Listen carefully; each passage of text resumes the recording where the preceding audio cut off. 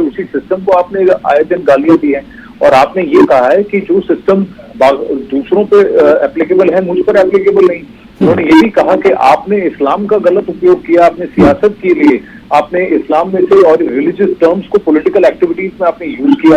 फिर उन्होंने ये भी कहा कि आपने बहुत क्लियरली अपने पर्सनल पॉलिटिकल पर्पस के लिए आपने ओपोनेंट्स को अलग अलग थ्रेट्स ऑफ वायलेंस दिए अपने थ्रू योर सपोर्टर्स, और आपने बहुत सारे ऐसे एक्सप्लेनेशन, आर्गुमेंट और जस्टिफिकेशन दिए जहां पे आपने लोगों को जो सरकार से जुड़े हैं उनको आपने हैरेस किया, उनको परेशान किया। एक तरीके से आप काफी एनर्किस्ट हो गए, और आप एज अ फॉर्मर पीएम आप पर ही इतने सारे करप्शन के चार्जेस हैं, और आप चाहते हैं कि लीगल और पॉलिटिकल सिस्टम आपके चार्जेस को एक्सप्लोर ना करें।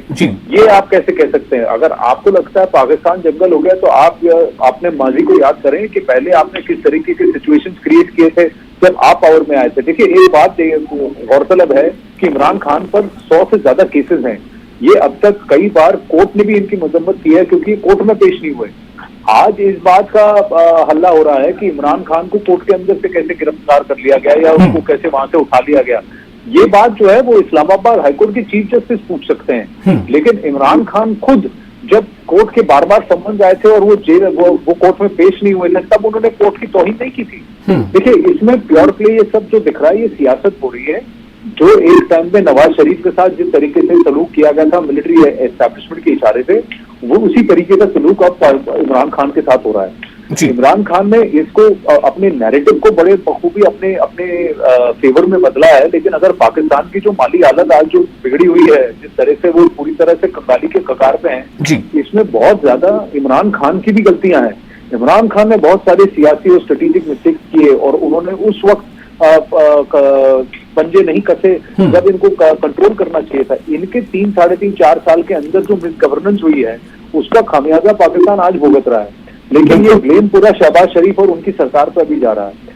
ग्राउंड पर अभी हालत ये है कि अगर पीटीआई के सपोर्टर्स बहुत ज्यादा ऑर्गेनाइज हो गए और वहां सड़कों पर दंगे हो सकते हैं, लेकिन पीटीआई के एक ही आवाज है, वो इमरान खान है। और अगर इमरान खान इनकार्सरेट यानी कि जेल में बंद हो जाते हैं, इनकी सोशल मीडिया पोस्ट बंद हो जाती है, इनकी तरफ से कोई भी नैरेटिव सेटिंग बंद हो जाता है, तो फिर मौजूदा सरकार की उम्मीद है कि 10-15 दिन के अंदर पीटीआई पूरी तरह फिजल आउट हो जाएगा, और कहीं ना कहीं एक रास्ता साफ हो जाएगा कि मियां नवाज शरीफ लंदन छोड़कर लाहौर आ जाएं।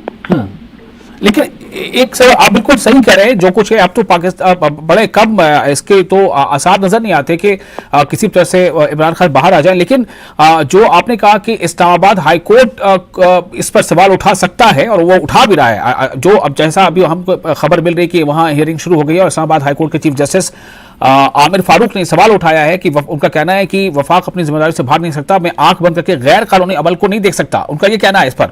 वो कह रहे हैं कि उस पर जो जवाब दिया है एडिशनल सेक्रेटरी जो है वो होम, वो ये कह रहे हैं कि ये नैब ने ये गिरफ्तारी की है, तो और नैब एक जो है अनबायस्ड इदारा है, तो उस पर जवाब चीफ जस्टिस ये कह रहे हैं कि लेकिन रेंजर्स नैब के तहत नहीं आती।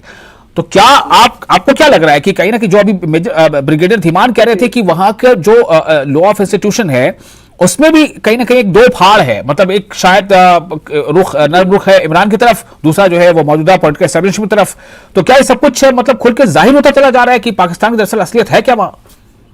देखिए, वहां पर पूरी तरह से बाइनरी हो गए, या तो आप इमरान के साथ हैं या तो फिर आप इमरान के खिलाफ हैं, या मौजूदा सरकार के खिलाफ हैं या आप ही के साथ हैं, या तो ये तो बहुत क्लियर वहां पर है। और इसमें कोर्ट के अंदर भी बहुत सारे जज हैं जिन्होंने इमरान के पक्ष में फैसले दिए हैं।